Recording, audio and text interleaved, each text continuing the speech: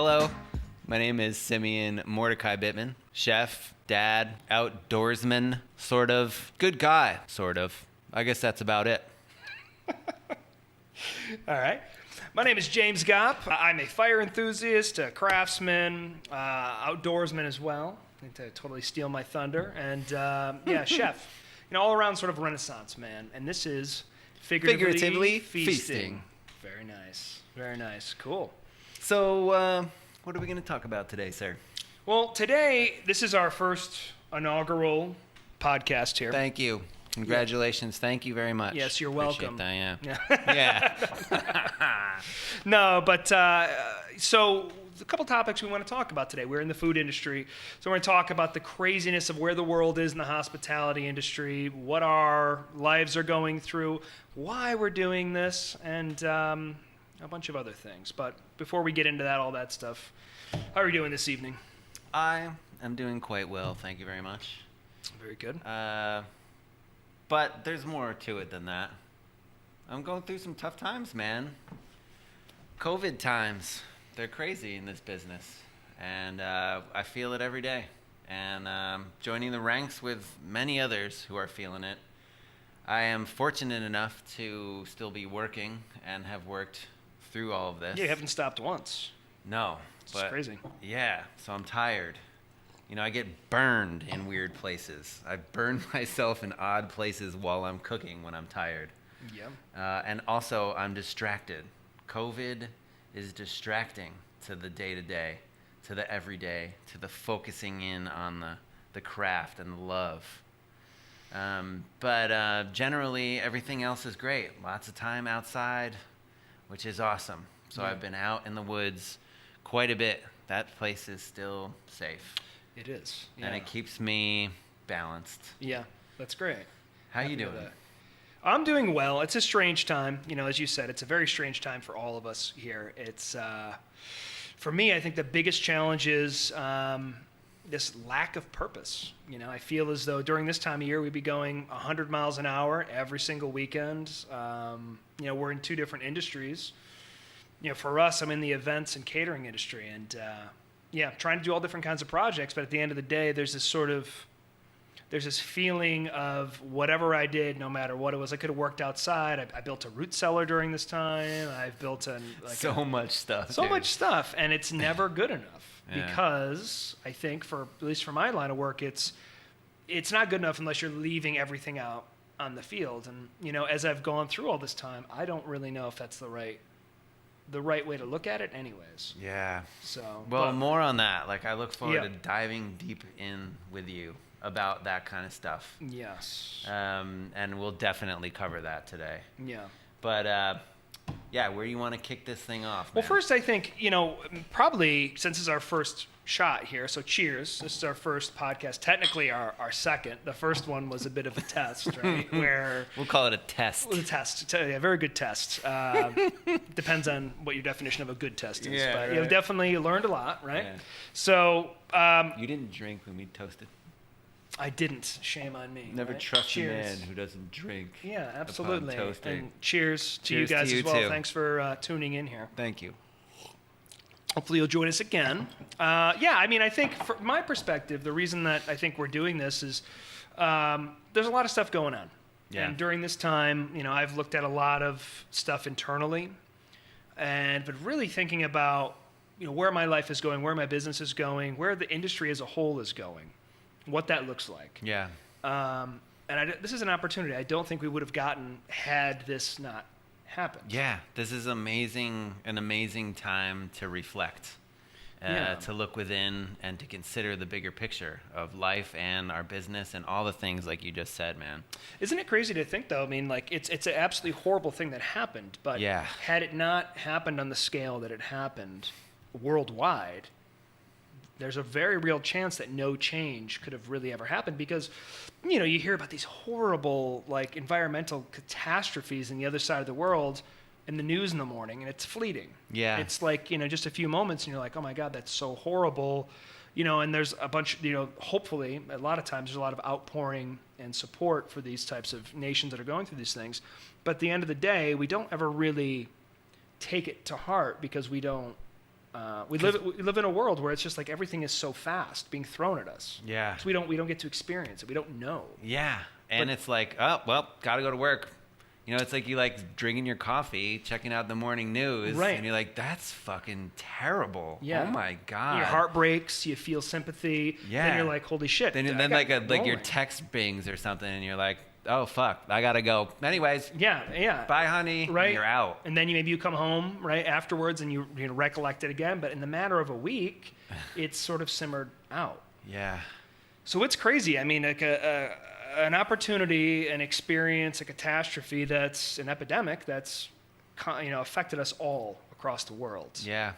And it brought us together, involved in this project. Yeah. And also, it was a time to see who our friends really are, and like really start honing in and focusing in on those friends, and like going deeper into relationships. Yeah. And I think from that has sprung this podcast and the idea to do it. Yeah, no, I think it's fantastic. I mean, for me, speaking personally, somebody that's just been a part of this, I know there's this whole thing we've talked about before, like this hustle culture. And it's something where, I've always believed in the way I've been raised is just work as hard as you possibly can to grow your business. And I'm happy where my business has, gotten to after 5 years. But at the same time, it's you got to slow down. You have to enjoy family and friends. And for me, in a lot of ways, I'm sort of actually rediscovering what friendship and family actually means. So you and I have been in communication through a lot of this. Yeah, and I've seen you like grow a lot and just like consider things that I knew were like seeds inside of you, but always just so busy that there was no time for it to sprout. Right. And a lot of the same with me too, man. Like a lot of stuff that I wanted to think about more, I wanted to meditate on more, and that I wanted to freaking talk to you about. But we're always rolling, always going and going. Yeah. There's only time for dirty text messages back and forth. And that was pretty much, what kept us going. Yeah, for sure. And it's so easy, right? I'd love to. I'm just so busy. Yeah. It was a really easy crutch. So, yeah, I think the reason the way that I'm super excited about this is that through this, we both went through challenging times in our lives with subordinates, employees, and we're able to sort of mentor each other in an interesting way because when you're not directly connected to a situation, you're able to have a completely different perspective. And that's something I also learned through our voice memos back and forth to each other because you have ideas as an individual, but when your human emotion gets involved with that, there's a lot of hesitance to make the right choices. Yeah. And when you're able to consult someone else on something that's happening and you realize, holy shit, why is it so easy to tell him what to do? But for me, I can't. So there's a few times based off of our conversations where I actually sat down and voice memo to myself, which I've told you over the years, which is an incredibly helpful tool for myself. And I would highly recommend it for anyone listening, is to be able to talk to yourself in the third person. Yeah. Because nobody knows yourself better than yourself. And you can't lie, but some people can, but then there's real problems at that point. If you're lying to yourself and you're believing it, it's interesting tools. And that's why I was like super excited when we were talking about, through our conversations, I learned a lot. I grew. Thank you. And then listening to other audiobooks, a lot of developmental stuff. And the goal for me, at least, is wanting to do this to be able to reach out to other folks, especially in the hospitality industry where it's grind. Anybody really, the hospitality industry, anybody has their own business. Yeah. Right? Because it's like you have so much stress on you all the time. Yeah. And to manage people, it should be just as easy as, hey, man, I need you to do this for me by this time. Can you do that? Yes, great. But it's not that easy. And if there's ways that we can talk about stuff, inspire people to think about things in different ways. This is why. That's for me. It's one of the big reasons why we're doing this. I knew I wanted to do it with you. Yeah, thanks, man. And it's also good to know that you actually listened to those voice memos. I had no idea that you even gave a shit. Well, I listened to probably 30%. Okay, but the 30% is good. It's not bad. That's not bad at all. Yeah, definitely. I think another reason why we agreed to do this podcast is we know some shit. We know some shit about cooking. We know some shit specifically about cooking over fire. Yeah. And we know some things and feel some things about sourcing locally, about farming, about gardening our own stuff, but making sure that we're supporting local farming, and understanding that that's really the best product that you can get. I mean, yes, of course, a farmer can grow something wrong, or weather can totally mess up a crop of something. Sure. But generally, less distance traveled, more delicious food. Yeah, 100%. And the way that you cook is very much affected by something that is incredibly fresh and flavorful and beautiful and amazing. You're not going to want to do as much to it as a pale red tomato that comes in from Mexico, like in the middle of winter. Yeah, January, where it just tastes like crispy water. Yeah, crispy water that you just want to add 19 different seasonings to 100%. and acidify and do everything just to try to like make it have some sort of life to it. Certainly. So we have that in common, and we wanted to share that kind of passion. We are in a geographic location that is blessed for good food, for good growers, good farming, and good value-added products as well. Yeah, and it's interesting because, we're not in California, where they have access to beautiful weather year round, right? So it's different. And there's a bit of a pride here about being in this area where there's a ruggedness, right? Where it's like you got to prepare for those winters. Because back in the olden days, you didn't prepare for those winters, you were going to die. There wasn't a joke. You were going to get scurvy, you were going to die, cold, starving, emaciated. So that's, I think the importance of living on this side of the coast, you can really understand seasonality. I think at least that's the reason why for me I appreciate it. So when some things come in, like a good patch of brambleberries, I'm on it because it gives me like 2 weeks. Yeah. If I can beat the bears or beat the birds to it, that's everything. And those are things for the rest of the folks that are listening here on the East Coast, or dealing in an area with like highly seasonal ingredients.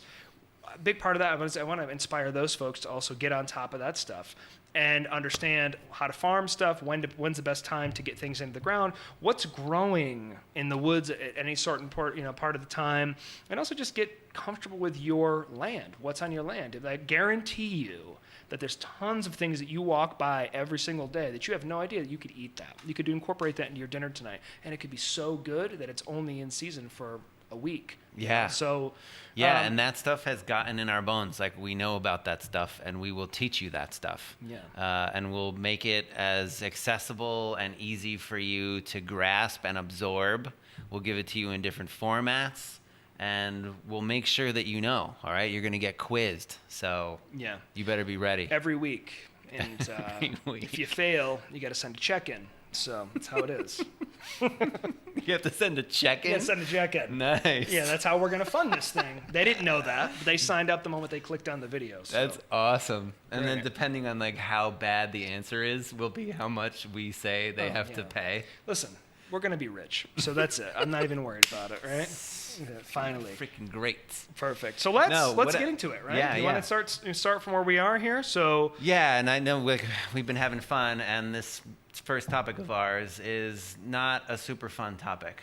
Though I think that there are some outcomes that we will kind of recap at the end that could be really positive about this very difficult time that we're in. We already touched on them a little bit. The ability to reflect on ourselves, on our lives, the ability to go deeper into friendships and relationships. But I think that there are some bigger issues here at play, and we could end up seeing a pretty cool hospitality industry that's perhaps more sustainable and more solid, more structured, where people feel like they're treated the way that they deserve to be treated. So that said. Yeah. So, I mean, let's see. Where to begin? Maybe begin at the very beginning. There was a point in time. March. You want to start back in like March or something? Sure. Well, even maybe before that, there's been, restaurant stuff was booming. I had a trip lined up to go to Noma. Thankfully got seats to go there. One of the best restaurants in the world. Been named several times best restaurant in the world, and then also was able to be, I was lucky enough to get tickets to the Fat Duck. Heston Blumenthal, the guy's amazing. He is amazing. Yeah, and it was going to be a once-in-a-lifetime ordeal, and during that time, everybody was booming. You know? I mean, there's so many like high-end restaurants where, that's a little bit of my background. High-end restaurants, I'm a big part. Like, art is a very big part of my culinary expression. I love to make things, maybe present things in a way where it looks like one particular item, but it's actually something else altogether. But then everything just sort of came crashing down. Yeah. And it's a completely different world. And I mean, as we've talked about many times, and anytime anyone asks me how I'm doing, this is the very first time in my life I'm okay with saying I have a seasonal business. Because at the end of the day, I care very deeply about the people that work with me. Like, I don't ever say like, oh, that person works for me or this and this and that. I believe it's truly a team effort. And to be able to do the events at least the levels, I mean, anything, any restaurant, any place you work, it doesn't have to be restaurants, it could be any line of work. You're only as good as the weakest, link in the chain or whatever it is. I mean, it's like everyone has to be on board. And when you start your business, to ultimately, if you become a successful business years down the road, it's not the same business it was when it started. And where I am now, having had, had to lay off certain members of staff, I'm having to go back to essentially year one. Yeah. And it's very difficult, especially when I've evolved my business in such a way where it is now. Everything was very minimalistic, and I'm the type of person that loves to grow, I love to change, I love to express myself through new pieces of equipment. Every year was like this sense of pride where something new had to come out, whether it's a new cooking apparatus, a new dish that require a lot of thought, preparation, execution on site. Yeah, you got to be able to keep up with James if you're going to be working for him. Because dude makes moves like crazy, and the artistic vision is always like popping. Yeah. So just, quick example, maybe you can bring this in later or just edit this in real quick when you were talking about it. When he says he likes to create things that look like something else, I'd say you're famous for probably two things. Well, two things pop out in my mind immediately, and it's the robin's egg. Oh yeah, that's right. Yeah, I actually almost forgot about that. And also there was a lollipop made with the same thing inside, but coated in a red gelatin and put on a stick. You remember that? Yeah. We did that a few times. Yeah, that's right. That's really funny. Yeah, I mean, my whole goal. I mean, it never came to fruition. It was totally in the R&D stage. But really what it started off and it's funny, this is a recurring theme through so many dishes that I create is eggs. Because I think eggs are just such an amazing thing. It's like, the symbolism of life, fresh, spring, everything. I mean, it's such a beautiful thing. And the story of like how, plus I also have chickens, right? So, and I think they're the most amazing creatures. They're like awesome tenants. They will take any of the leftover scraps I have from catering. They'll get rid of all the insects that are trying to get into my garden. They're sweet as can be. You can pick them up. They're loving. They have personalities, and they pay their rent in food and like a perfect protein. Yeah. So I wanted to make this dish, right, that it was like a chicken liver pate, but it was encased inside of isomalt, which is like this sugar, but you had to heat it up. You have to work it on a platform with a heat lamp over it. This guy Jordi Roca over in, I want to say it's Spain. I saw this technique where he would make these big, beautiful sugar balloons. And I was like, oh, that's such an amazing technique. And that's the beautiful thing about food is that you can get inspired by everything. You learn a technique. Yeah. You find something, you say, okay, how can I put my own spin on it? Like, what does it look like for me through the heirloom fire lens? And so filling that with a chicken liver pate that I would put inside of a whipped cream canister, an iso whip container. So I'd make a balloon, cut a hole in the bottom, and then fill the inside of it, and it was a blueberry dye, so it basically reduced down blueberries and added that to the mix to give this bluish tint. Yeah. Fill it, and then I presented it in a nest, and you would have to break the shell, and inside of it was this beautiful, luscious, aerated chicken liver pate. Delicious. Yeah, so good. The ultimate goal was to actually be able to make a nest from chicken that we would braise down, shred. Oh, right. I remember that. Right, and then reduce down the braising liquid, and then kind of like make it sticky, maybe dehydrate. I never got that far along. Yeah, that'd be interesting to explore certain Chinese. We're getting off on tangent here, but that's okay. Exploring Chinese method for these snacks that they make with shredded pork It's like a dried, shredded product. And it's like, it's stringy, it's kind of crunchy, but you put it in your mouth and it just dissolves. like a snack? Yeah, it's like a snack. Oh, so that's interesting. And it looks like a nest of shredded meat, like shredded, dried meat.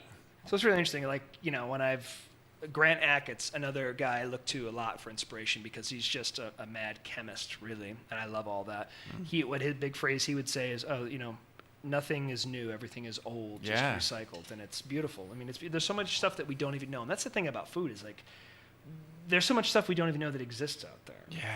So, but anyways, we digress. So going way back, COVID, your business, having to lay people off. Yeah. How did that feel, dude? And how, like, I know that you take pride in the team, and I know that you don't always show that, and that's probably smart. You don't put all your cards on the table right away with all of the team members. You got to get to know James. You got to prove yourself. You have to work. But I know that you must have felt like not good having to lay off people that you had worked with a long time and people that you were just about to hire and bring on for the season. Yeah, it was very difficult. I mean, the line of work that we have is challenging as it is as a seasonal business because most people, in an ideal world, a lot of people require the comfort of a year-round job, benefits, good pay, whatever. So you don't have to worry about jumping. I mean, you do that when you're younger, maybe as you're getting into the workforce, but as you get older, you have an idea of this is what I want. I don't want to be having to worry about 6 months from now trying to find another job. And there is something called the Berkshire Shuffle, which does have a double meaning. Yeah. One we won't talk about. But the other one is the Berkshire Shuffle, man. Like, there are a lot of people around here who do live seasonally, and it enables them the certain freedom of lifestyle to do what they want in the off season. Yeah, for sure. But that also, it's interesting because I was thinking about this. I mean, I'm always constantly thinking about what is going on and trying to hire, because hiring is one of the hardest things, right? Because we're going to have a whole episode on that. Yeah, and I think maybe more than one. Yeah, and I think about management, how to speak to folks, expectations, there's all different kinds of stuff that we're going to want to talk about. But with a seasonal area, you also get like, there is a thing of like where some folks, not everybody, but some people get into a situation where they understand that it's a seasonal job and they just automatically stop caring. Yeah. And which is disappointing because with us, you come out, there's obviously a learning curve like any job. It's probably a month and a half, because for us, when we're bringing new people on, in which in the 5 years, every season I've had to bring on new core people. I had a sous chef, which I'll kind of briefly touch on about how, like, having to lay that person off that I've known for a long period of time and how difficult that was. Mm-hmm. But, we start off the season, new team comes in, they have to be vetted. Because also there's an idea, right? When it comes into a seasonal job, what people are getting into. Oh, I'm going to go work for a catering company for a seasonal job. Okay, so what does that mean? Oh, I'm just probably going to crank out a bunch of food and then I'll go home, I'll get paid well, etc. The days will be long, but I'll get paid well. Yeah. It's a different thing here because we actually give a shit about what's going on. So people need to be trained how to break down animals, how to actually process raw meat into charcuterie, the art of curing meats for preservation, pickling, fermentation. So you have to go through all of this, and then COVID happens on top of it. Yes. So you've got the crew vetted pretty much. Yep. You're more or less ready to rip. Yeah, and people are already have given up their jobs at places. Psyched. We had all of our stuff. I worked for Heirloom too, as a cook on site, and all the calendar dates were booked. We were even briefed on some of the bigger ones. Yep. We knew when the first one was coming. You had the annual staff party planned. Yeah. And then, bam! This hit a month before the staff party? Yeah, just about a month. And at that point, we had no idea. This was the whole thing. And imagine just like everybody, right? Everybody across the industry, everybody with not even the industry, but other things. But the food world, it's a different situation because it is literally so hands-on. Yeah. We're in the industry, right, where there's no social distancing. You have a few drinks, you want to get close. And also, I should mention, in case you're wondering, here we are sitting within 6 feet of each other, no masks, right? I think we're a bunch of cowboys, a bunch of wahoos out here in the country who don't believe in any of this stuff. I very much fear it. And, we've been tested. Simeon is tested on a very regular basis. Yeah. It's nothing to be messed with, right? So we take this very seriously. We've both basically quarantined for this entire time. Yeah. The only time that we've gone out, really, for me, is to the market or to a farm to pick up milk. Yeah, and you mask up. Right? I mask up, obviously. You mask up, you sanitize, you do everything you're supposed to do. Sanitize, yeah. All the things. Before all this, I basically lived a pretty serious life of social distancing anyways. Yeah. It was me, my dog, my land, and that was kind of the situation. So, yeah, so it's... so I wanted to get that out of off the table just in case you were wondering. Being reckless. Why are we listening to these fools here? So, so what were we even talking about? Yeah, so COVID hit. Season was about to start. Yeah, so right, exactly. So, and everything changed. And it was literally, I reached out to some folks in New York, or friends of mine that were wedding planners, because they're, that's a whole different world, the New York City wedding planning scene. Like, okay, so what's going on? How are you guys handling this? Because I got my clients freaking out, not knowing what to do. And those are hard conversations, because even underneath the best case of situations with folks, when they get married, you get to see their true selves. There's a lot of stress. There's a lot of money on the line. A lot of family members' opinions on the line. There's a lot of stuff happening. And it's a difficult ride as it is. Yeah. So, the initial approach was to say, you know what? Try to keep your clients within 2020. Just say, you know what? Hey, listen, here's the deal. We're going to push it till 2020 because the idea was that some of these folks are going to get really nervous. They're going to want to postpone to next year.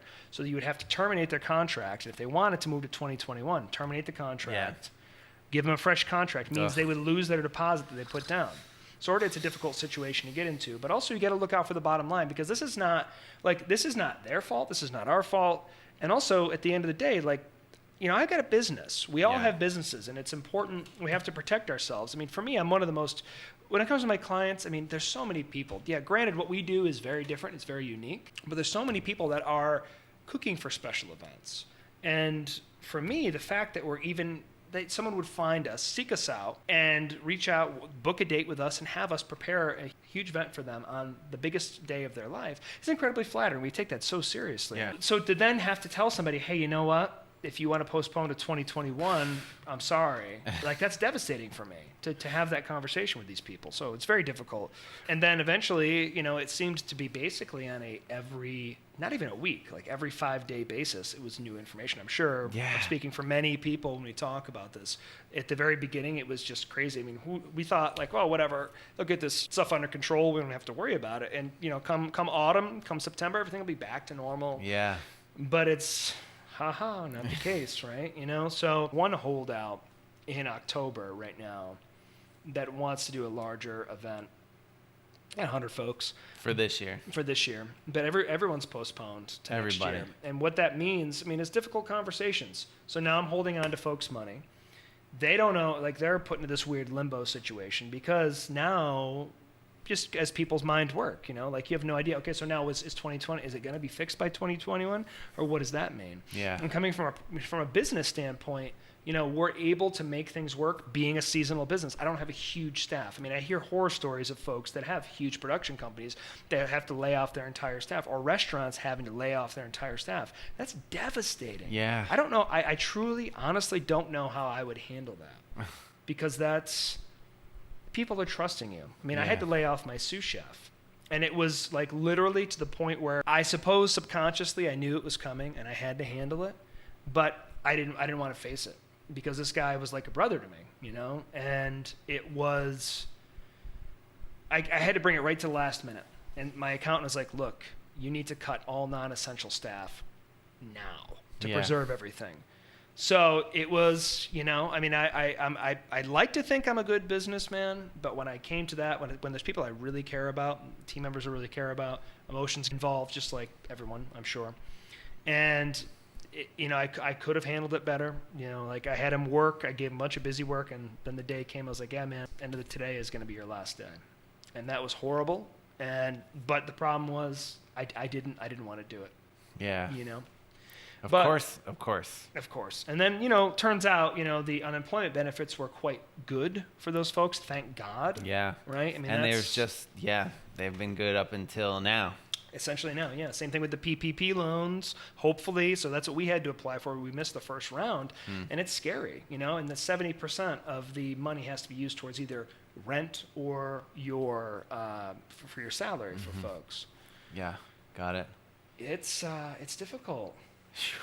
So you're down to essential crew. That's basically office work and like booking for next year. Yeah. Do you have tastings scheduled? Have you done any tastings, and what were those like? Were those all masked up? And great question. Yeah, very different, because I'm very much a warm person. You know that. Yeah. At the end of all of our events, when you would work with us, I'd go around and give everybody a hug before we left. Yeah. And I love human interaction. Yeah, there's like hundreds of pictures of like you hugging the bride, you hugging the groom. Yeah, I think, again, going back to how important that relationship is. I mean, this is a huge day in people's lives, and I want it to be perfect as much as we can. And there's a bond that happens there, because when you weather things, and that's what happens with the crew for Heirloom Fire. When you go through essentially hell, events where you have no idea if it's going to be great. I mean, a perfect case scenario, everything's going to be fantastic, weather's going to be agreeable. But there's so many events where we've done events that are 100 degrees, water's not potable, there's no airflow. Remember that one event we did last year? I think it was over in that sous chef. That was the one time that he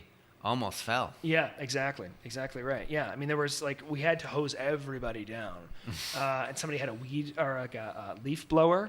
Remember that? Yeah. Julius? Yeah, silly, Julius. so stupid. It didn't work, but the hosing down was magic. But that's the point. Is when you weather those types of things, you go through that. And this is another interesting thing about at least this job. Why I love it so much is that there's a camaraderie that happens when there's people. There's times where, when you go through all that stuff, no matter what you walk into, you have that person on your left and that person on your right, and anything is achievable. It's that those are your friends, those are your family. It's not even friends, it's family. It's a hardened battle crew. You show up, we can joke around, we rib each other real hard. Yeah. But we know at the end of the day, we're going to get it done. Yeah. We're going to get after it. Absolutely. And, it's awesome to hear you. I've heard you say that a lot of times. And, me being on the crew, I often don't know if that's true, if everybody feels that same way, and this is a little bit of a digression from what we're talking about, but you are the one who needs to hold that vision and keep it in place and make it real. And I think that you can make it real by repeating it and by telling the crew that's how you see it.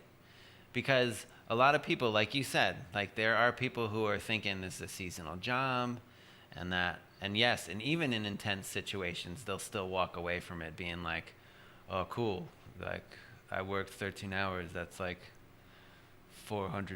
Yeah, right. Straight, that's good, or yeah. whatever, and they might recollect oh yeah, that was a crazy moment. Right. But and there's also the total flip side of it, of people they break too.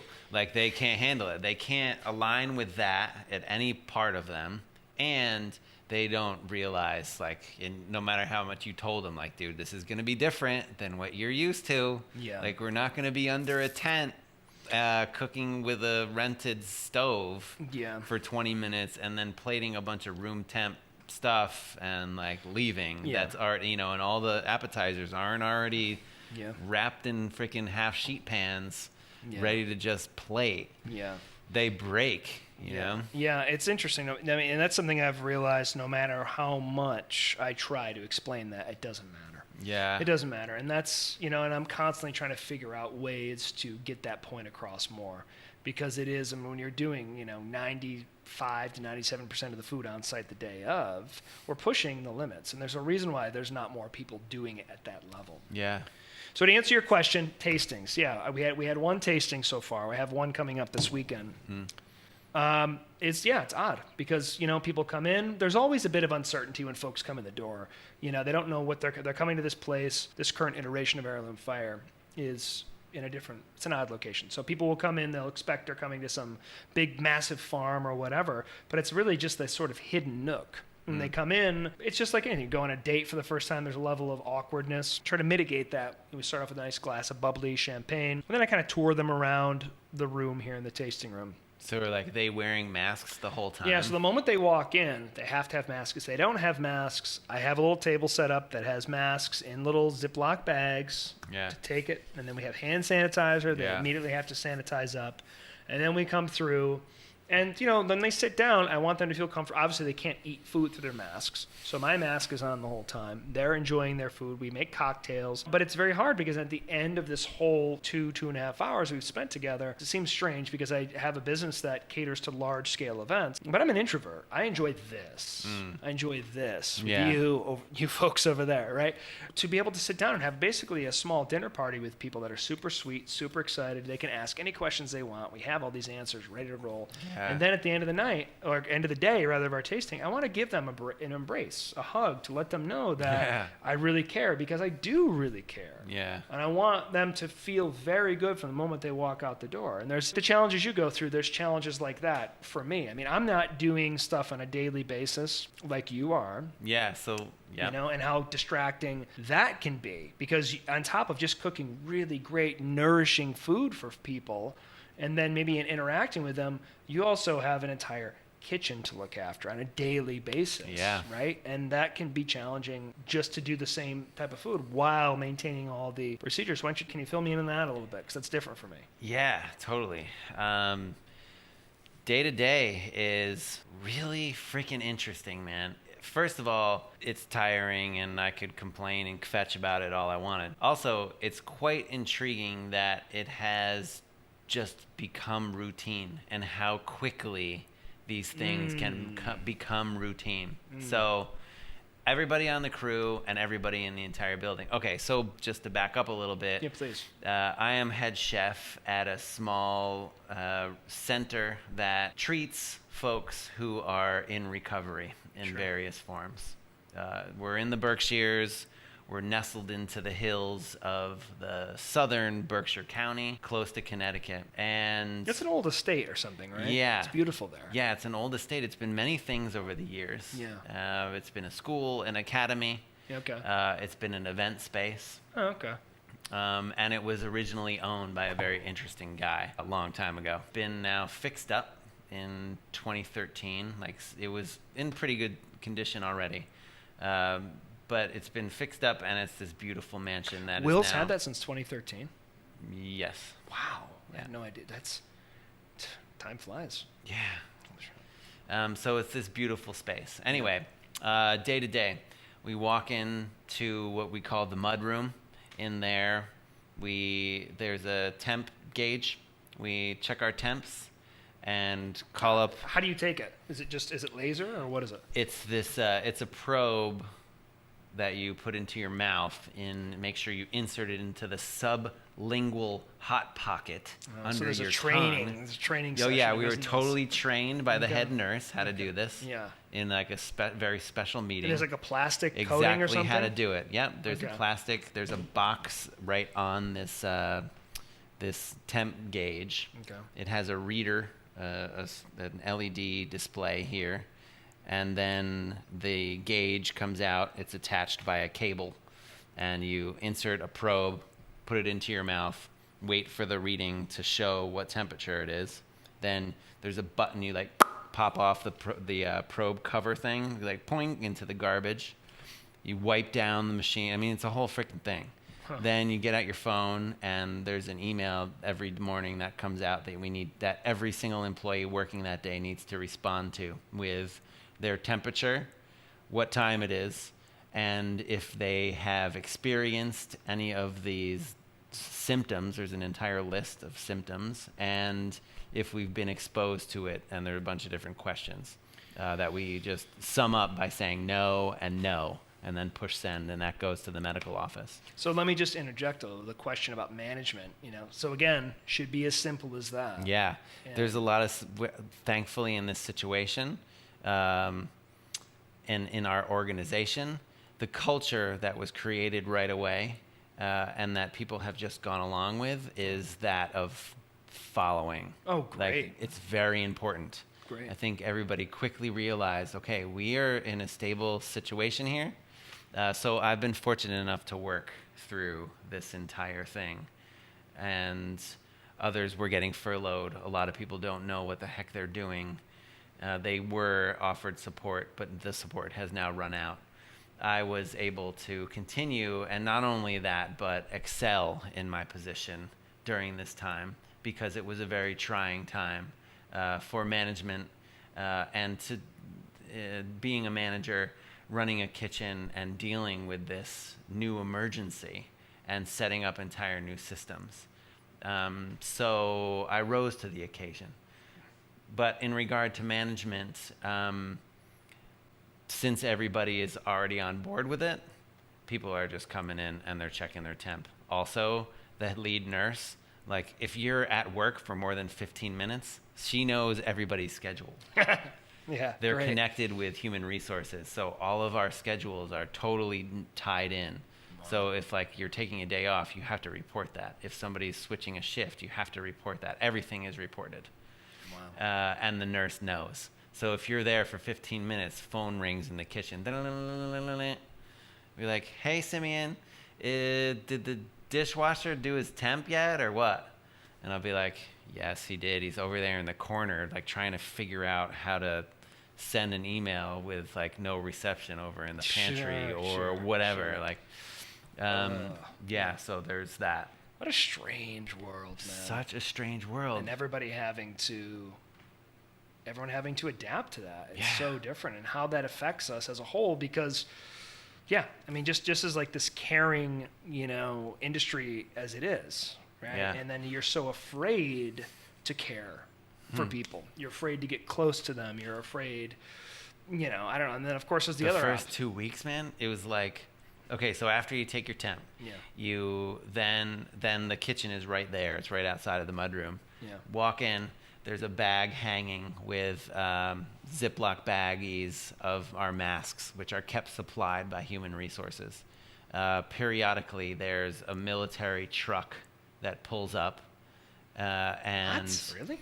and masks are unloaded from that truck. Why a military truck? That's strange. I don't know, but they're specially issued masks. They're definitely safe. They're lightweight and very Are they effective. the blue ones?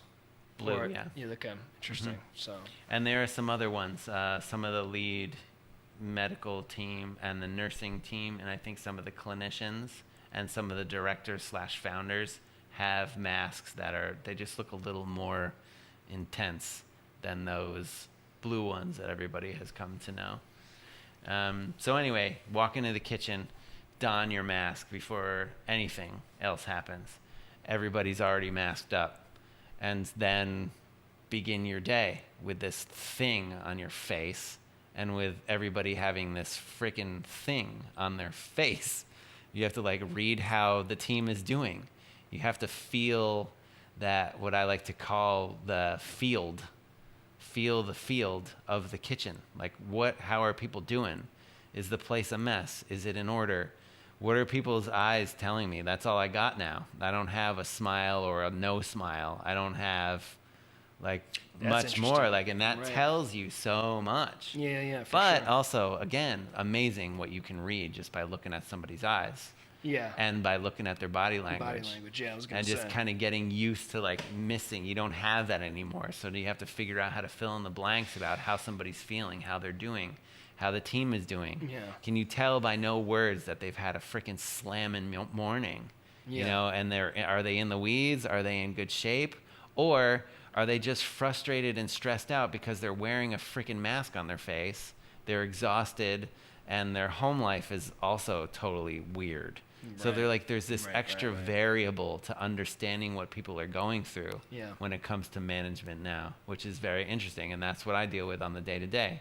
It's like sometimes the prep cook will just snap, like just get like really upset about, I don't know, we ran out of iced coffee in the pantry, Right. And so he has to go refill the iced coffee, which is like his job. Right. But he's like bugged out about it. Yeah. So I'm about to, like the first instinct is jump down his throat and be like, dude, it's your job, do it. But then I think, okay, like everybody's being pushed to the limit here.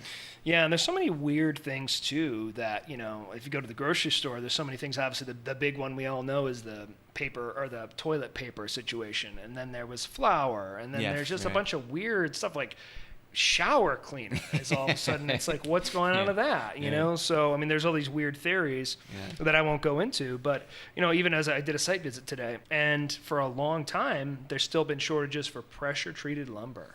So as somebody's trying to build out this farm they bought, of course, at the beginning of all this stuff, now they're struggling trying to get that stuff. So the reason I'm bringing this up, other than just to cut you off, that's what I love to do. Normal. No. But is that there's so many of these unforeseen things that you just take for granted, because you can go to Home Depot and get pressure-treated lumber anytime. You should go to the grocery store and get a bag of all-purpose flour. Yeah. Whatever, right? Yeah, really quick, we things. just brought on a guy to build our porch, and the dude had to go to 4 different places to get the right lumber. And the final place he went to, he decided to go early, 6 a.m.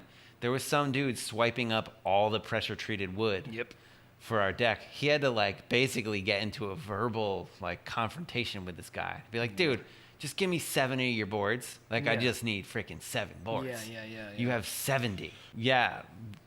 Issues with sourcing products. Yeah. Food, right? That's something we talked about. You've been having some issues with. Yeah. Because that's just, with a lot of slaughterhouses getting shut down, just massive COVID outbreaks there. Yeah. So the price of things going up. And then, of course, I'm always the type of person who wants to question everything and prices and all this.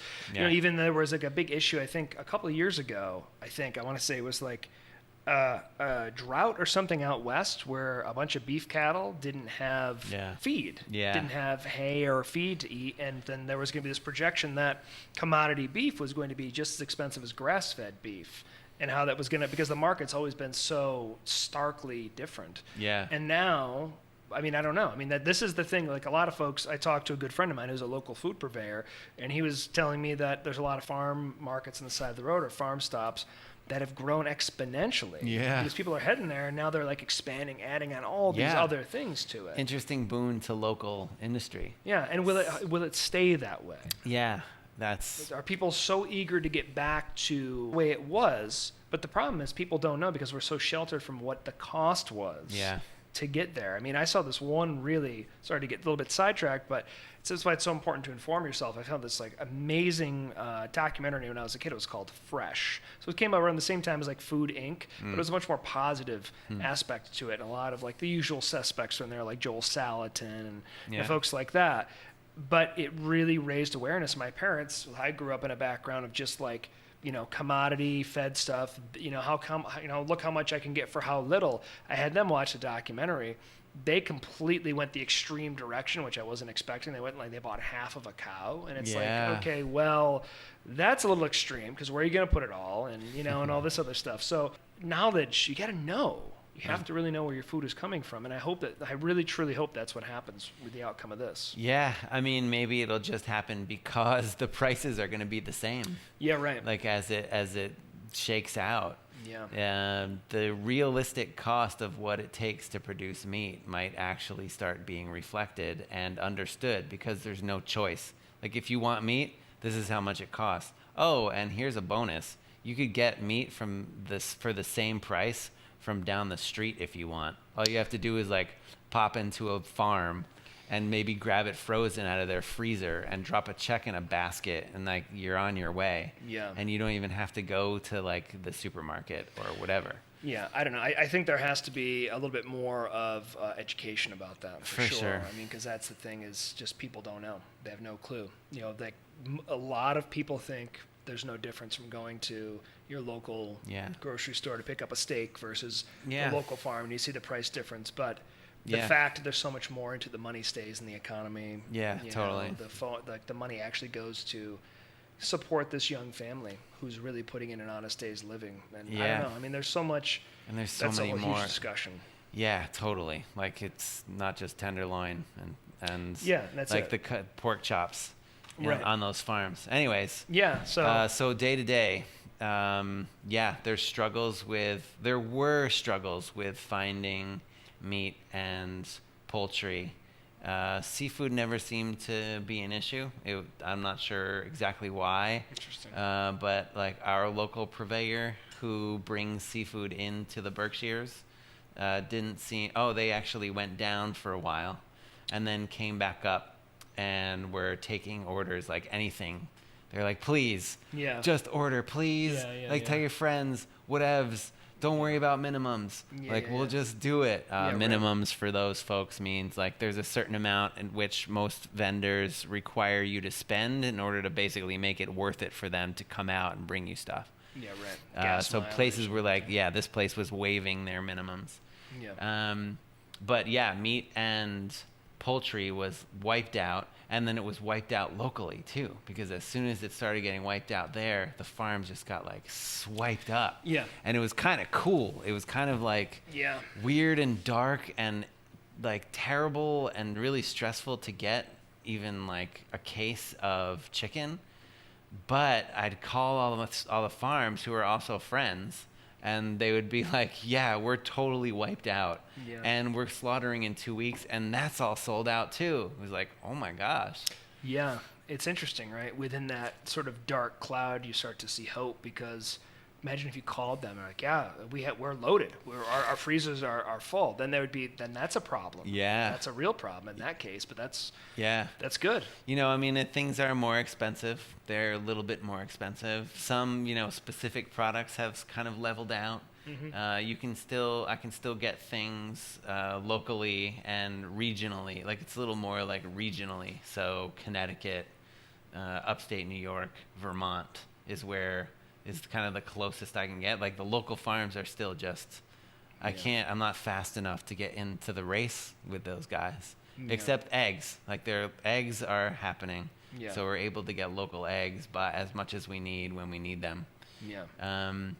And produce is happening locally. Yeah. It hasn't been too much of an issue, though they're definitely suffering. It's not only a really hot summer, man. It's the COVID just has people trying to recalibrate the way that they operate on the farm. So harvesting, packing, being near each other, having it picked up, and then the people, the vendors and the distributors who are coming to pick those up, there's all new protocol and way of flowing that is just, it's not super different, but it's just enough different that it requires extra thinking, and that's taking energy away from really awesome produce. Yeah, and efficiency is people naturally, I think, have such a hard time with change anyways. Yeah, and then people have stuff going on at home, like people are getting sick, or they get exposed somehow, and then they can't even be at work. So a lot of these places are short-staffed, or even well. the paranoia, where people just don't want to, like, well, look, I have a I'm family, not I working. have this, and I can't, you know what I mean? And then it's like, okay, well, but we got to make this thing work, so. Yep, so there's that, and then there's, we had to just switch to a lot of PC packets. So condiments are in these little packages, and that's heartbreaking. The amount of waste that's being produced from those little packets, and you can't get the exact kind of product you want. There's no locally crafted, naturally fermented hot sauce that you can get in like a PC pack. You know what I mean? You're getting the big boy stuff. Yeah. You're getting like the stuff that everybody knows. Yeah. And you know that your clientele is putting that onto the food that you've just like tried your best to lovingly craft. Painstakingly sourced. Yeah, right, Yeah. exactly. So that's another thing that's been different about the day-to-day. Yeah. And then, being conscious of social distancing and being conscious of the fact that we have to have these masks on all the time has affected the way that we taste food.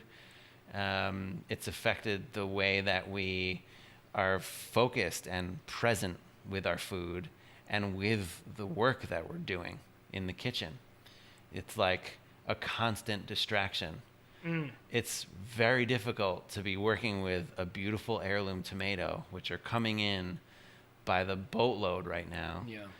When you have an itch on your nose from the tickle on the inside of the mask, and you're sweating, and like this whole part of your face is like soaked. Throbbing and soaked. It's Yep. hard, man. It's really hard. Yeah. And so, but we're pushing through. Yeah. We're getting through. And it's challenging because then, as hard as it is, I hear stuff through the grapevine. Social media at this point in time has just become a war zone for people to go to and just complain or call businesses out and things like that, where it's like, so-and-so isn't following these regulations and whatnot. And it's hard. It's hard. They absolutely should be. And that's the part. I mean, it's hard. Because as we know, like say I suffer the same thing with like a beard or whatever, any excuse. I mean, just wearing a mask, keep it clean shaven, have a beard. It's a difficult thing to do. Yeah. But you got to do it. We're all doing it. We're all in it together. And if you're not doing it, then it just, who knows, right? I mean, it could be. It's true. It is like, who knows? Yeah. It's like it could be that it doesn't even freaking matter to wear a mask after all. They might find that out. Right. But it's like, what are you going to do? But also, like, what if it is the one thing? Like, if everyone is saying, like, just wear the mask, just wear the mask. Let's just get it done. Yeah. Like, you're never going to know, right? Yeah. So let's wear the mask for a couple months, and if things are still going up, 6 months or whatever, then maybe it's not it. And then we'll hear about your hoot and holler and your conspiracy theories. But if you're going around and all these huge protests and stuff not wearing masks, you have no freaking clue. You have no clue. It's such a crazy time in just the world, the divisiveness, just the way everything is just being torn apart. Yeah, things are being torn apart. There are folks who believe that we could be a lot looser about this. And while I don't necessarily feel that way, I can understand the perspective because you don't know. Like, nobody really knows. Yeah, exactly. And there's just as much evidence and things coming out right now and research happening and doctors speaking out in the exact opposite direction. Yes. And that stuff is obviously quickly considered conspiracy theory and arbitrary and not based in fact, but like, if we want to dig deeper into here, science is a whole other. Anyway, I'm going to stop there. And the only thing that I know for sure is the regulations in our industries. I mean, for us, like a lot of our work, I hate to use the term buffet because I think of, chafing dishes and beard nets. That's why I always say, like, oh gosh, So our version of buffet, we call it market style, these beautiful tables that look like basically nature has taken them over the course of 10 years. Gorgeous, beautiful stuff. We forage all in different properties and build it out with the surrounding flora. And my big thing is like, and so when they're trying to understand what that concept is, and they'll be like, oh, is that like buffet? I said, yes, it is. Technically, industry term buffet, but I hate to say all that buffet. But it's like, ours is too. Yeah, ours is buffet too, but it's like served on this beautiful piece of furniture that's, there are others who could speak much better on the history of this furniture and where it's been and the type of wood and all that stuff, but it's beautiful and it's served in a beautiful room on beautiful platters. Mm-hmm. We have just enough time to serve it so that we can keep it hot, and we make it look amazing. And it's a buffet. Yeah, it's a buffet, right? And that's what I was complaining about is like hair nets and beard nets, but now we're wearing masks, and gloves, and also like we're not allowed to do buffets and catering events for large scale events anymore. That is done. Yeah. So now it's our family style service, which requires more staff. But also, there's no dance floors allowed for any of these things, and there's no bars allowed for any of these things. So it's a whole different world. How long does that last? And then the other question is, when would somebody actually feel comfortable going into a crowd of people not wearing a mask? Yeah. Is a vaccine going to change it? How many people are going to get the vaccine? How fast are they going to get it? Are they going to trust it? It's a whole. I mean, I think we're going to be hunkered down for this for a while. And, like one of the topics I read today is, another chef I look to a lot, Dan Barber. He's also a Berkshire boy. Is Blue Hill at Stone Barns and Blue Hill in Greenwich Village in Manhattan. And, with their whole thing, I mean, I love it. Yes, it's absolutely a high-end experience. It's an expensive eat. It's not just dinner. It's a theatrical experience. You're going out to see a show. And it's strange because I would look across some couples that would maybe come out and it's like they're having date night and they're in the middle of conversation. It's almost like, I don't know, I could never go to it like that. It's a very special experience. It requires a tremendous amount of staff to pull that off. And that means a huge payroll. And then when you're not allowed to have, like with all these constrictions that come in, what do you do? You know, Yeah. like a lot of people have been switching over to these takeaway boxes. They've been doing these interesting farm boxes where it's, you know, they did like a fermentation box, or they did a fish box, or a meat box, and allowing people to come on this beautiful property. That's an agricultural institute. It's gorgeous. It's a big, huge farm. You can come and have a picnic. But now, as they look to the future, I mean, that's not for a huge property like that with any of these high-end experiences. What does it look like to pivot? And we're going through that situation too. But Blue Hill, just reading in the news, is for the season of 2021, they're not going to actually be opening up again as Blue Hill. Yeah. It's an interesting concept where, Wow. yeah, so Dan Barber, the chef there, is actually stepping out of the kitchen. He's no longer going to be involved with any of the food preparation. So they're starting to do a chef in residency sort of system. So for 4 seasons, they'll have a chef that would come in and, you know, helm spring for that spring season. You know, they would get, you know, room and board on property. And the restaurant is not going to go underneath the banner anymore of Blue Hill. It's underneath, I'm assuming, their name, which I don't know if it's open to, like, if they want to call it something specific or if it's just going to be the chef's name.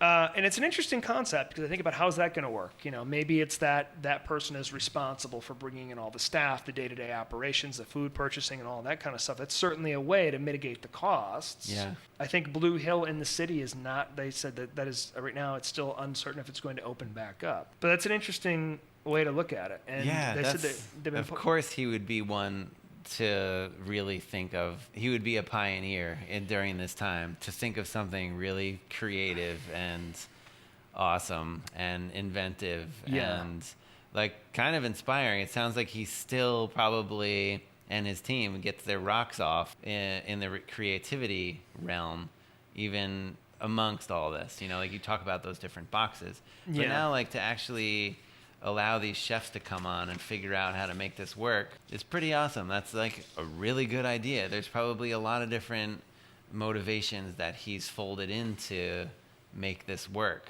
A typical, you know, course at Blue Hill is about 25 courses, and it ranges for like 6 hours. I'm very curious to see. So the way it's laid out is that the chef, whoever comes over, it's completely their thing. He's completely hands off. He's transitioning into to be able to facilitate that experience to make it happen. And also, a couple months ago, I think there was a chef named Preeti Mistry, I think her name is. I'm probably mispronounced that, so I'm sorry if you're listening.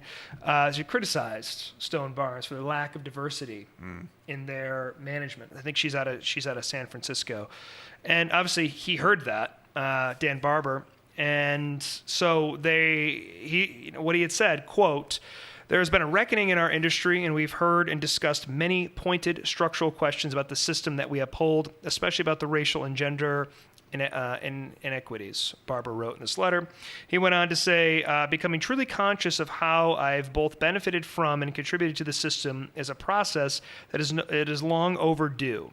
And I know that this recognition means little unless I actually put it to use through concrete actions. I'm learning about structural changes that I need to make in order to ensure that at the heart of all of our future work, we build a community and a culture that is supportive, equitable, and diverse." So I know that's a big focus on his as well. So I'll be really interested to see who these chefs that he's going to bring on to helm this restaurant, what techniques they're going to use. But also it's this great idea is like, you know, if they bring somebody in that has maybe, I have no clue. I'm totally just, you know, spitballing here, but maybe like true like African roots. Like what is that going to look like with a Hudson Valley type of, you know, market with what's coming from there, all their vegetables. And then you could have somebody that's Indian, you know, that's bringing those. So it's a really interesting thing. And it's also pretty bold to think that way, you know, to kind of make that step because so many other people are just trying to find ways to make what they already have work. And this is completely flipping it on its head. Yeah. And it's and also like, he knows what's up, man. Like before this COVID stuff was going down, there were chefs from all kinds of different backgrounds and from all different parts of the world starting to do some really interesting stuff with food. And they were starting to rethink how restaurants were going to be anyway. Even as there's a city close to us, Hudson, New York. A lot of experimental restaurants.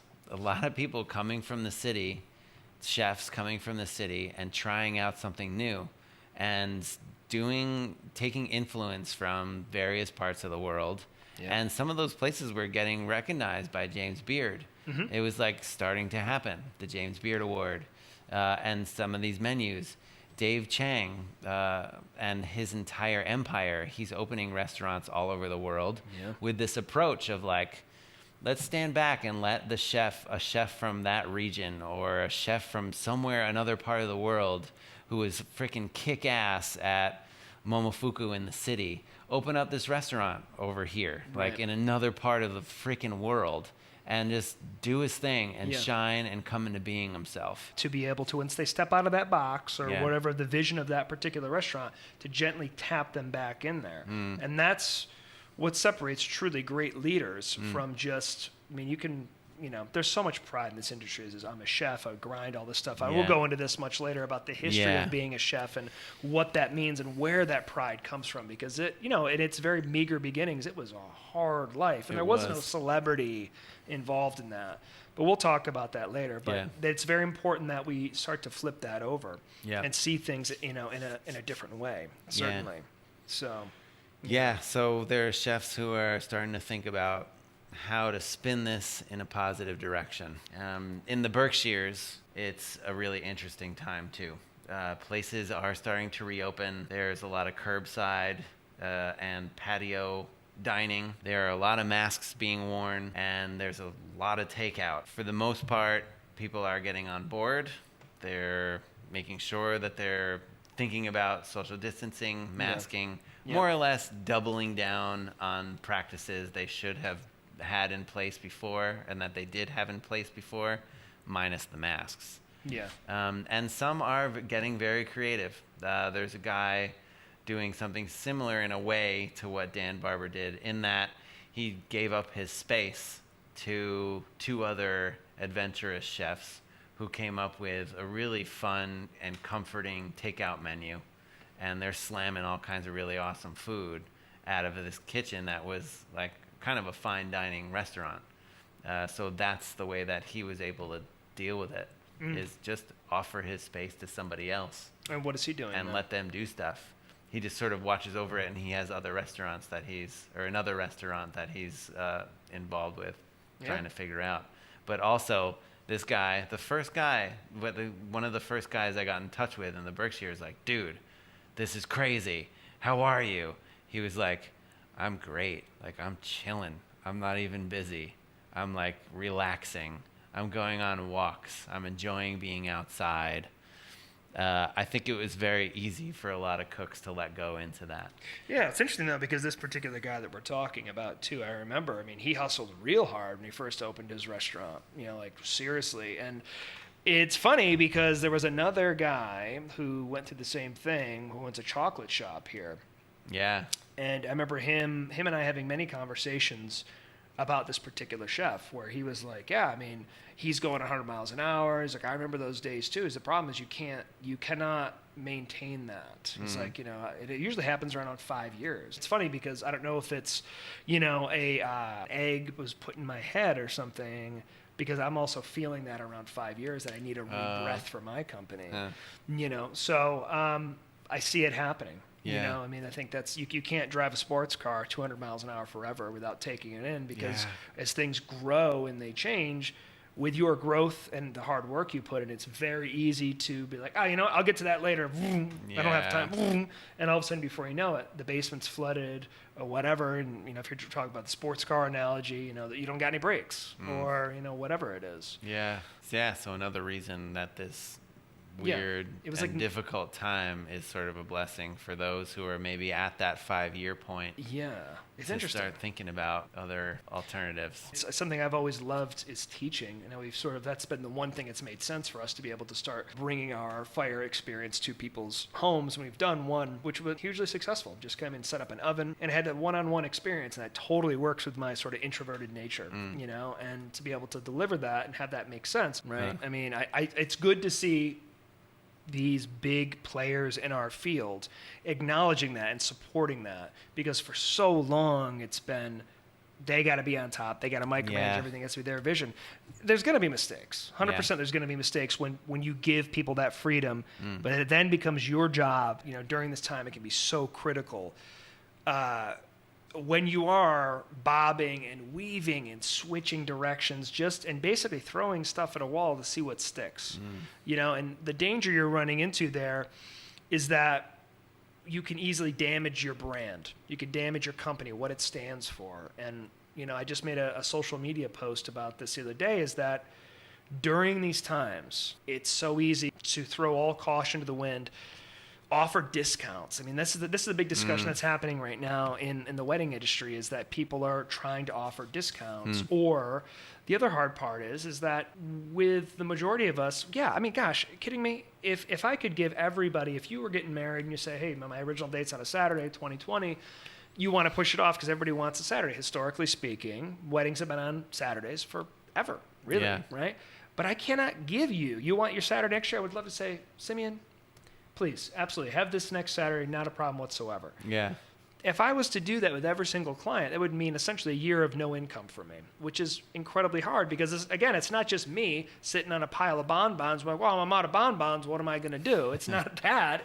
It's the people that work with me. It's my business. I have many responsibilities. There's other folks, because if I give everybody their ideal Saturday, there's a very real chance that me and a lot of other businesses actually won't be in business. Yeah. And if you're a smart business person in your contract, you say your deposit is non-refundable. And again, that's to protect yourself, but you want to push people to do that, get into that situation. They might not be around, and then nobody wins in that case. Yeah. So, it can be very stressful, but we got to hold the line in the sense of everybody has to be in this mission together. We have to be able to support each other.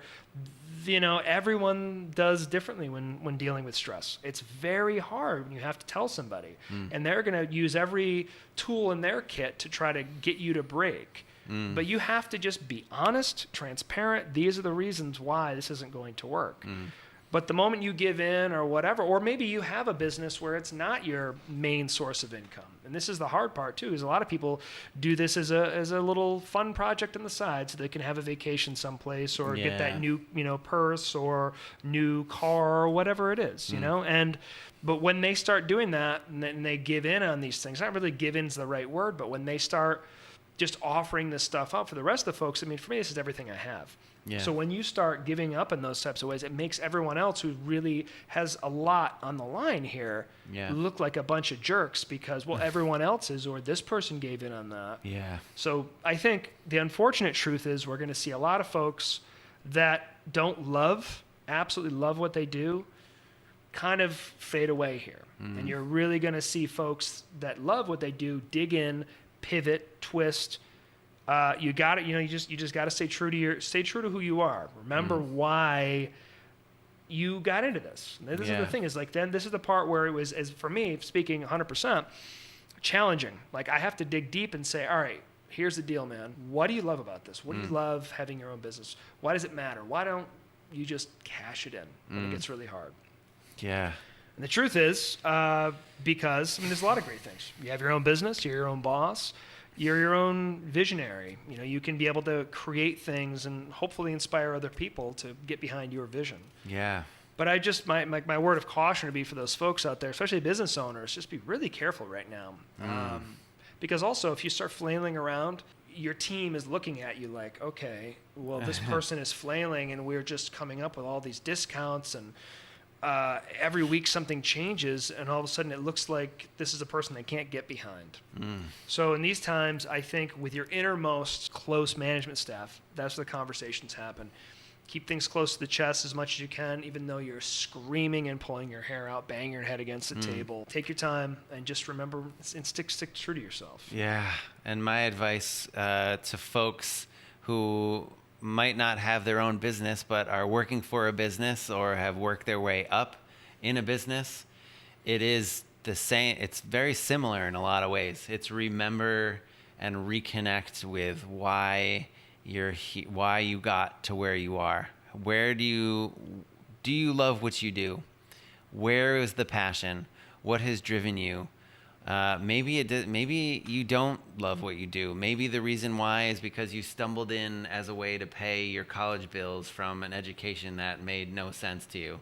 But somehow now you've been down the road for 20 years and you realize that you got to double down so that you can support your family, so that you can move forward, so that you can maintain the kind of lifestyle that you have gotten comfortable with or that your family has gotten comfortable with, and you got mouths to feed.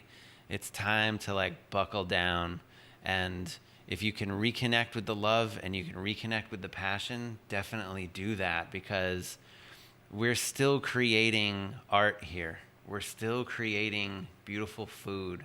We're still benefiting from the death of animals that are there for us to prepare food to sustain us through difficult times like this. And it's important for us as chefs to hone in on what we're doing, maybe even more so than ever, and get focused and make some beautiful fucking food. Absolutely. Yeah. Yeah, it's really easy to say. It's really easy to say all those things. Yeah. But I mean, I would really, really, really challenge you to spend some time by yourself, if you can. Because again, we live in this world where everything is at our fingertips and there's so many distractions, and we don't want to deal with something. Well, it's no problem. I'll go on TikTok. I'll go on Instagram. I'll go on YouTube and just numb myself out. Yeah. But those problems are going to be there. So you really have to spend some good time with yourself. Maybe meditate. Maybe journal. Maybe, for me, it's the voice memos. To just get all that out and pretend you're the only person there. Yeah. Super important to take care of yourself, because especially if you have a crew of people, a tribe, a family you're looking after. Yeah. You won't be able to look after them if you don't look after yourself. So, I think the takeaway too here is that, there's also over 200,000 hospitality industry workers that have lost their jobs, that aren't, in some places and restaurants they've worked at for some time, that just are not, that job's not coming back. That restaurant's not opening up again. Yeah, I reached out to some chefs in various cities last night just to see where they're at. A lot of them are furloughed, and they don't even know if the place is going to be reopening. Right. Like, they don't know if they're going to have a job.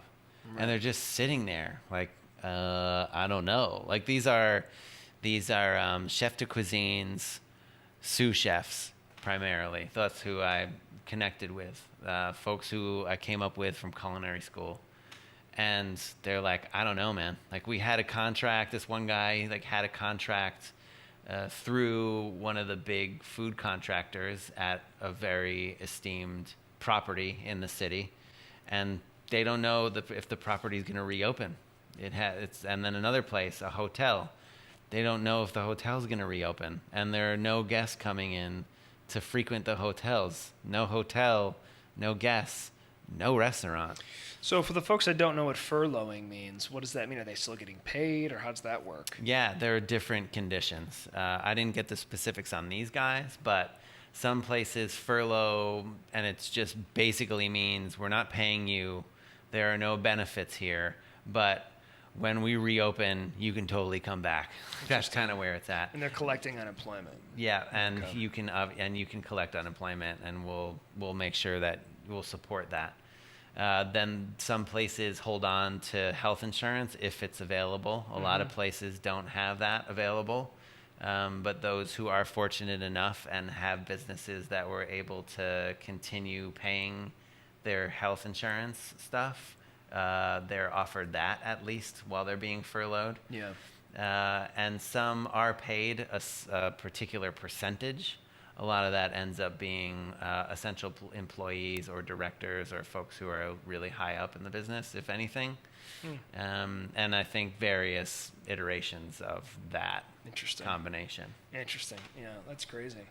Yeah, and then there's going to be some folks that maybe, who knows, that furlough is, they get told, unfortunately, it's just not going to open up. And there's so much uncertainty. And one of the things I would do is I would encourage other people, if you're feeling hopeless right now and you've worked in restaurants for so many years, or maybe, you're some of the folks that really get down with gardening, wanting to know where their food comes from and growing things in your own yard. Maybe you've been doing that for a few years. Now is also a time to look at what other interests and other hobbies that you may have. Yeah.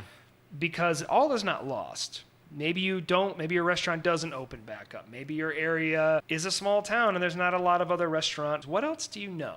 I like frog marionettes. You like frog marionettes? Yeah. You know what those are? They're like puppets, but they're frogs. Okay, and wonderful. they dance around like they got a little hat on, the canes, Nice. stuff, Yeah. and like Good. that. a Yeah, little yeah. bit. Do you make them? Do you sell them? No, I Good. just All right. I like them. Well, great. Do me a favor. Don't ever interrupt me again. Not in the middle of something like that. Oh my God. No. So, anyways. Please continue.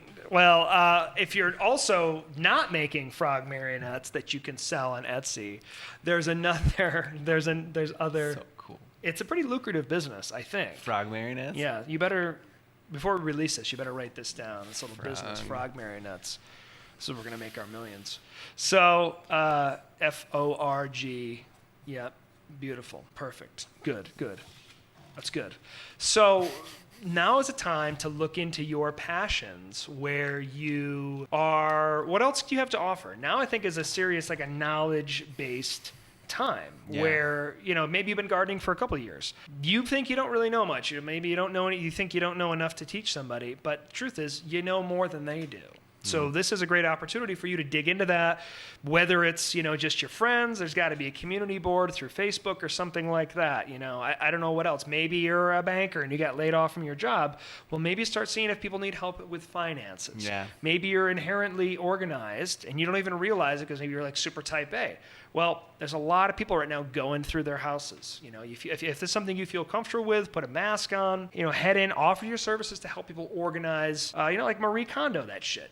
Get in there and say, do you want, we need to like organize things up, whatever. So just think about your hobbies, what you're passionate about, things you might not even realize you're passionate about. Now is the time to get after it because there are many other opportunities out there. And the truth is, this is the industry I know. I love it. I have many other hobbies, as I'm sure you do. But the hospitality industry does not have to be the be-all and end-all. There's a lot of folks also, which could be a topic down the road, talking about burnout and how to avoid that horrible, horrible thing. That can happen. That's a real thing for folks. Yeah. And sometimes people just stick it in no matter how miserable they are, but they don't even realize how miserable they're making everybody else's lives. Yeah. And it's a horrible thing to get into. You can get out of that. There's so many venues in the food world that I had no idea. When I went to culinary school, I thought for sure, I was like, I'm going to be in a restaurant, I'm going to own my own place, and all this other stuff. And that didn't happen. But I came to find out shortly afterwards there were many other avenues I could take. Yeah. So don't fret. Take some time. Also, if you can, just get outside. Yeah. Enjoy yourself. What are you Enjoy. That's what I thought you were about to say. Yeah, it's super hard to think about enjoy this time. It's so hard to let go into that because there's so much going on. But seriously, you guys have been working really hard for a really long time. And you put your heart and soul into your work. You're freaking tired. This is a once-in-a-lifetime opportunity to take a break. Yes, there's finances and there's pressure there and there's shit happening around and there's misery and loss and really difficult stuff. Also, we're not working a lot. Well, I am, but a lot of you guys are not working. Like, how awesome is that? James, you look amazing, dude. You can see you're not working. You like work out and shit. You're like going running at 4:30 in the morning and everything. I try to, but I totally fall victim to the stress of what's going on a day-to-day basis. And yeah, it's difficult time, but truly the crux of this whole thing is that, and here we are midway through August, and it's almost gone. I mean, the days are changing. The nights are cold. The mornings are cold. Yeah. When you get up at 4 o'clock in the morning, well, you're sleeping. It's very cold. What? So it's jab. It's so it's like it's not going to be here forever. The point is, try to schedule your time, have a day, get outside. Get outside, truly. Just get some of that vitamin D that we're all starved for here in the East Coast. So. Yeah, definitely, man.